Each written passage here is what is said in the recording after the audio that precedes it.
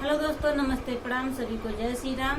और मैं हूँ सीमा मौर्य, मेरा चैनल है सीमा रंगत। आप सभी को सीमा रंगत चैनल में स्वागत है। और आप सबके बीच में एक चुटकुला नागीत सुनाने जा रही हूँ। दोस्तों, कैसा लगा कमेंट करके जरूर बताइएगा। और ये चुटकुला नागीत केवल हंसी मजाक के लिए है, दिल पे मत लेना। आप लोग अपनी छोटी बहन के ऊपर आप लोग प्यार आशीर्वाद दुलार बनाए रखिएगा। तो आइए सुने, कैसा लगा कमेंट करके जरूर बताइएगा। और ज्यादा से ज्यादा आप लोग सब्सक्राइब करें, लाइक करें, शेयर जरूर करिएगा आप लोग। हेलो दोस्तों, नमस्ते, प्रणाम। मैं हूँ किरण प्रजापति। मेरे चैनल का नाम है संगीत बाय किरण। हमारे चैनल पर भी जाइए और लाइक, सब्सक्राइब, कमेंट सब करिए। तो चुटकुला नाच गीत गाने जा रहे हैं, कैसा लगेगा कमेंट बॉक्स में जरूर बताना। वीडियो फुल वॉच करके देखना दोस्तों। आइए सुने, कैसा लगा कमेंट करके जरूर बताइएगा आप लोग। हमके आसारा धरई के पिया विदेशवा गइले ना। हमके आसारा धरई के पिया विदेशवा गइले ना।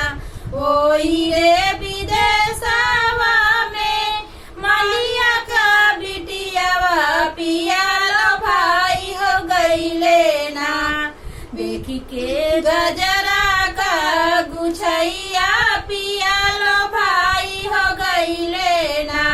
देखी के गजरा का गुछैया पिया लो भाई हो गइले ना।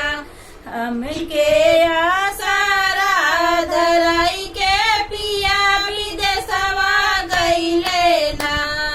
हमके आसारा धरई के पिया विदेशवा गइले ना।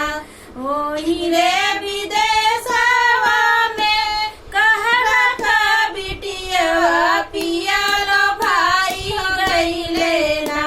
देखी के घड़िला का भरैया पिया लो भाई हो गइले ना।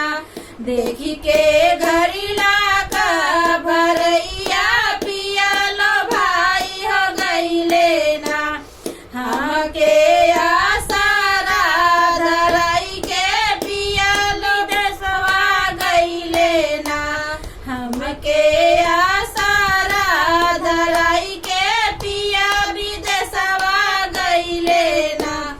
ओही रे विदेशवा में धोबिया का बिटियावा पिया लो भाई हो गइले ना।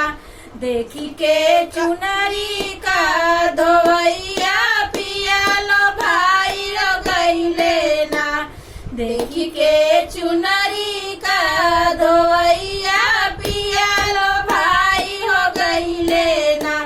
हमके आसारा धरई के पिया विदेशवा गइले ना। हमके आसारा धरई के पिया विदेशवा गइले ना। दोस्तों, ये कैसा लगा हमारा नाच गीत आप लोग कमेंट करके जरूर बताइएगा। मिलते हैं अगले वीडियो में, तब तक आप सबसे बाय बाय, जय श्री राम।